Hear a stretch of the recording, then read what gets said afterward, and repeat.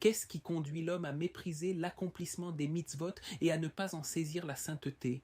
Le passage qui ouvre la paracha Vayakel fut prononcé par Moses à un moment très particulier pour les enfants d'Israël, non seulement pour ceux qui se tenaient devant lui en cette génération, mais également pour Israël dans chaque génération. Ce moment singulier se situe immédiatement après le premier Yom Kippour. Le jour le plus élevé et le plus saint du calendrier juif est en effet Yom Kippour, jour où le Saint béni soit-il fait preuve de miséricorde envers toutes ses créatures et pardonne les fautes d'Israël. Yom Kippour fut institué comme jour de pardon et d'expiation à la suite du Golden Calf. Avant cette faute, l'attente divine était qu'Israël demeure parfait dans ses actions et ne commette pas de transgression nécessitant le pardon. Mais après qu'ils eurent fauté avec le veau d'or, le Saint béni soit-il leur accorda le pardon en ce jour et établit ce jour pour toutes les générations, un jour où s'éveillent les immenses miséricordes divines, apportant purification et expiation aux pécheurs.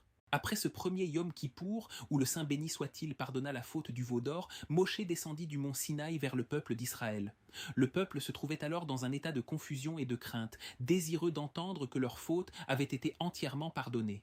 Pourtant, Moshe ne les rassure pas immédiatement en leur annonçant que leur faute a été effacée. Il ne leur annonce pas non plus la bonne nouvelle, qu'un jour a été établi pour toutes les générations, au cours duquel le Saint béni soit-il pardonnera leur faute chaque année. Il ne leur expose pas davantage les lois de ce jour. À ce moment historique précis, Moshe choisit plutôt de répéter le commandement de l'observance du Shabbat déjà mentionné dans la paracha précédente presque dans les mêmes termes. Et non seulement ce commandement avait été rappelé dans la paracha précédente, mais il avait déjà été évoqué plusieurs fois auparavant. Il est donc certain qu'il existe un lien profond entre Yom Kippour et l'observance du Shabbat, lien auquel Moshe faisait allusion. Que celui qui ouvre les yeux des aveugles ouvre également nos yeux afin d'expliquer le rapport entre ces deux notions et qu'à travers cela, nous puissions comprendre un principe fondamental dans l'accomplissement des mitzvot.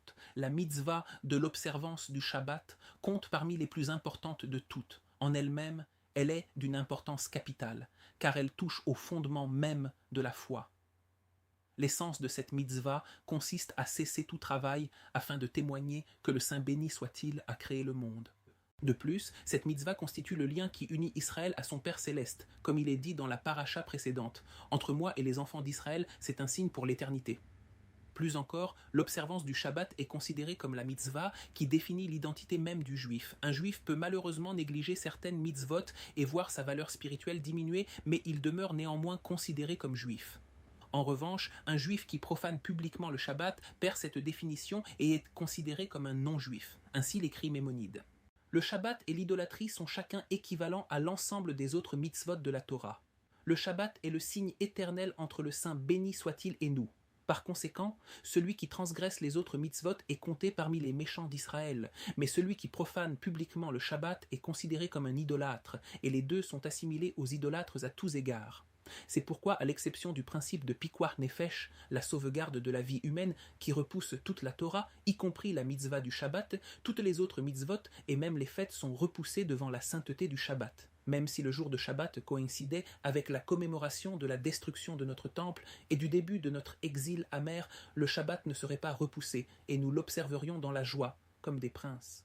La seule exception est Yom Kippour, qui peut repousser le Shabbat. Si Yom Kippour tombe un jour de Shabbat, nous jeûnons et observons toutes les afflictions comme s'il tombait n'importe quel autre jour de la semaine. Nous voyons ainsi que la seule chose qui atténue en quelque sorte les marques d'honneur et les usages royaux du Shabbat est le jour de Yom Kippour, bien entendu avec permission puisque la Torah elle-même a ordonné que Yom Kippour prévale sur le Shabbat. Lorsque l'homme est dispensé d'une mitzvah, sa valeur diminue à ses yeux et il lui devient ensuite difficile d'y revenir. C'est pourquoi, immédiatement après que Yom Kippour eut été institué comme jour pouvant repousser l'observance du Shabbat, Moses répéta et renforça le commandement de garder le Shabbat. Par ce geste, il voulait nous enseigner une grande leçon morale concernant l'accomplissement des mitzvot. En effet, il existe de nombreux cas où la Torah dispense une personne de l'accomplissement d'une mitzvah.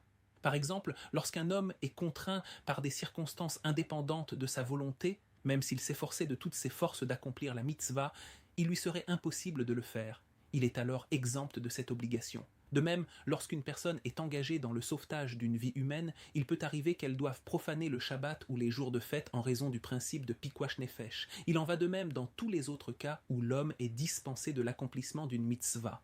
Dans de telles situations, l'homme peut se dire « Je suis totalement dispensé de cette mitzvah, car le Saint béni soit-il, qui m'a ordonné de l'accomplir, m'a également ordonné de ne pas la pratiquer pour permettre l'accomplissement d'une autre action. »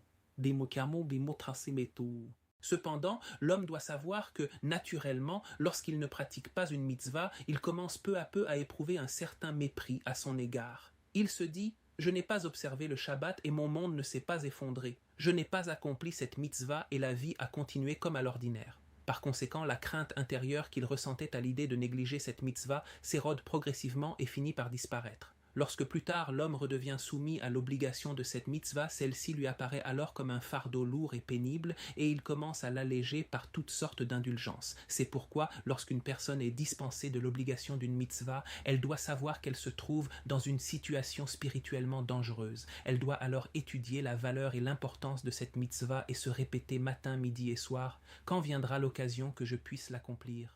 C'est uniquement par l'amour d'Israël que l'homme peut atteindre la perfection de son âme. Grâce à ce principe, nous pouvons comprendre la manière particulière dont Moshe choisit d'énoncer ce commandement.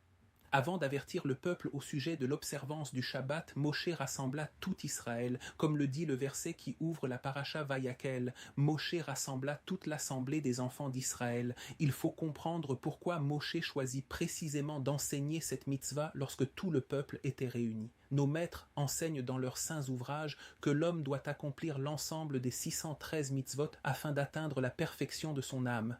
En effet, l'âme comporte 613 dimensions, chacune correspondant à l'une des mitzvot de la Torah. Si une seule mitzvah vient à manquer, la dimension de l'âme qui lui correspond demeure incomplète.